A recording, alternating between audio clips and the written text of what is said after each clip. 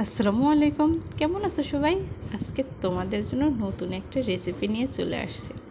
রেসিপিটার নাম কি দেব সেটা আমি নিজেও জানি না, তোমরা পুরো রেসিপিটা দেখলেই বুঝতে পারবা। চলো রেসিপিটা শুরু করি। এখানে আমি 1 কাপ ময়দা নিয়েছি, সাথে নিয়ে নেব 1 চামচ চিনি, পরিমাণ মতো লবণ, সেই সাথে 1 চামচ তেল। এখানে ময়দা, তেল, চিনি সব একসাথে খুব ভালোভাবে মিশিয়ে নেব। যখন সবগুলো একসাথে ভালোভাবে মেশানো হয়ে যাবে আর ময়দাটা দোলা পেকে যাবে, তখন বুঝতে হবে ময়দার মিশ্রণটা একদম পারফেক্ট হয়েছে। 1 কাপ ময়দার জন্য কিন্তু হাফ কাপের থেকে একটু কম পানি লাগে মিশ্রণটা তৈরি করতে। সাথে দিয়ে দেব সামান্য পরিমাণ কিছু কালো জিরা। হাফ কাপ পানি আমি অল্প অল্প করে 2-3 বারে মিশিয়ে ময়দার মিশ্রণটা তৈরি করব।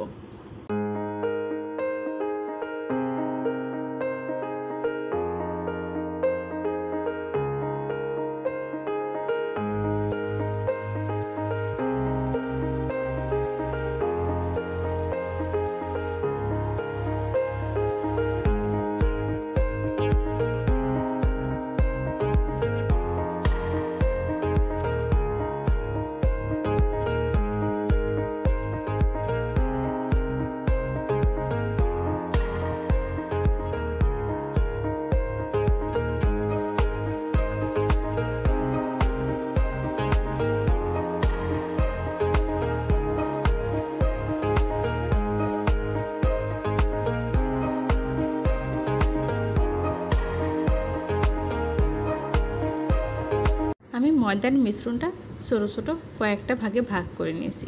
এখন ছোটো একটা বলের মতো করে একটা ছোটো সাইজের রুটি বানিয়ে নিব। তোমরা চাইলে আরও ছোটো করে নিতে পারো। রুটিটা যখন কিছুটা বড় হয়ে যাবে তখন সামান্য কর্নফ্লাওয়ার দিব, দিয়ে রুটিটা আমি আরও একটু বেলে নেব।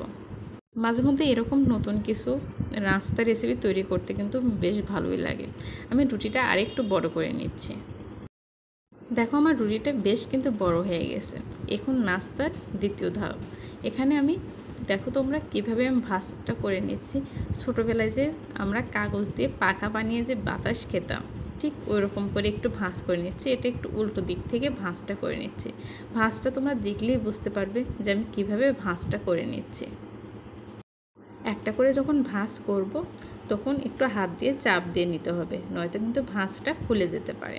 এভাবে আমি পুরোটা ভাঁজ করে নিয়ে নেব।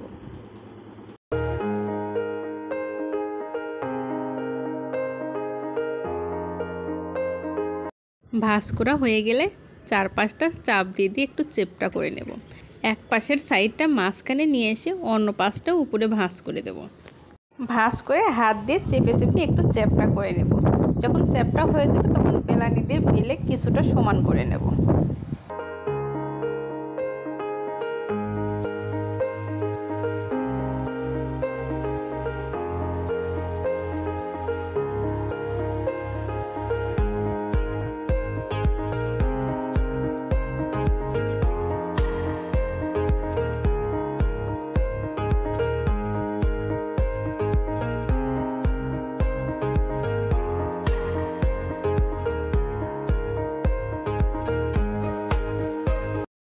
কড়াইতে 1 কাপ তেল দিয়ে দেবো। সামান্য একটু গরম হলে এই পিঠাটা ছেড়ে দেব।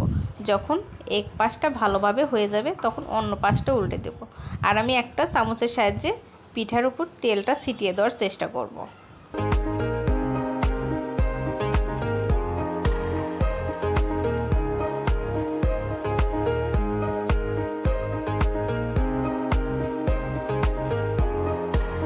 পিঠাটা যখন সুন্দর একটা ব্রাউন কালার চলে আসবে নিজেদের পছন্দ মতো, তখন ছাঁকনিতে সেঁকে পিঠাটা নামিয়ে নেব। এই পিঠাটা এইভাবে খেতেও দারুণ মজা লাগে, আবার দেখা যায় একটু শিরাতে ভেজালেও দারুণ মজা লাগে। যারা মিষ্টি পছন্দ করেন তারা শিরাতে ভেজে পিঠাটা খাবেন, আর যারা মিষ্টি পছন্দ না তারা এমনিই খেতে পারেন, এমনি তো দারুণ মজা লাগে। আমার একটা পিঠা ভাজা শেষ হয়ে গেছে, আমি আরেকটাও দিয়ে দেব। এভাবে আমি সবগুলো পিঠে ভেজে নিয়েছি। দেখো কতটা সুন্দর একটা কালার চলে এসেছে পিঠাগুলো। যখন পিঠাগুলো সব হয়ে গেছে আমি 1 কাপ চিনি আর সেই সাথে হাফ কাপ পানি মিশিয়ে একটা শিরা তৈরি করে নিয়েছিলাম। এই শিরাটা সামান্য আমি পিঠার উপর দিয়ে দেব। এই তো আমার ঝটপট একটা বিকালের নাস্তা তৈরি হয়ে গেল আর নতুন একটা রেসিপি। আমার এই আজকের রেসিপিটা তোমাদের কাছে কেমন লাগলো অবশ্যই লাইক কমেন্ট করে জানিও। যারা ইউটিউব থেকে দেখছো তারা অবশ্যই আমার চ্যানেলটা সাবস্ক্রাইব করো, আর যারা ফেসবুক পেজ থেকে দেখছো অবশ্যই আমার পেজটা ফলো করো। আজকের মতো বিদায় নিচ্ছি। আল্লাহ হাফেজ।